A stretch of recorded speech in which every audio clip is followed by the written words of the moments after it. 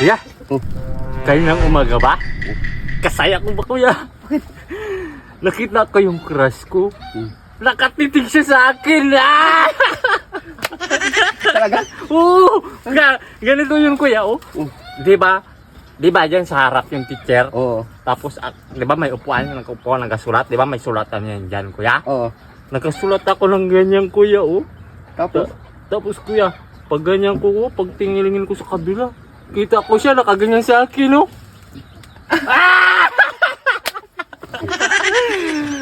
Kakanda niya ba talaga, kuya? Puti-puti niya. Ay, yung mataba? Oo, yung mataba. Ah. Ikaw, kuya, yung crush mo. Ayun. Nagkita na naman kayo kanina? Oo, nakita na nga kami kanina. Ka, Ayun.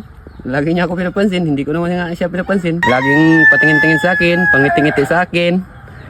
akala ko ba crush mo siya, kuya? Ngayon, kaya nga. Tapos ko nga siya. Kaso pandak lang. Mataba pa. Yung sa'yo.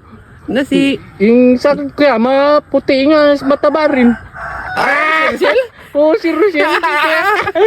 Ano ang pangalan ng crush mo, kuya? Mirna? Matatawa. Parehas para mataba yung crush natin.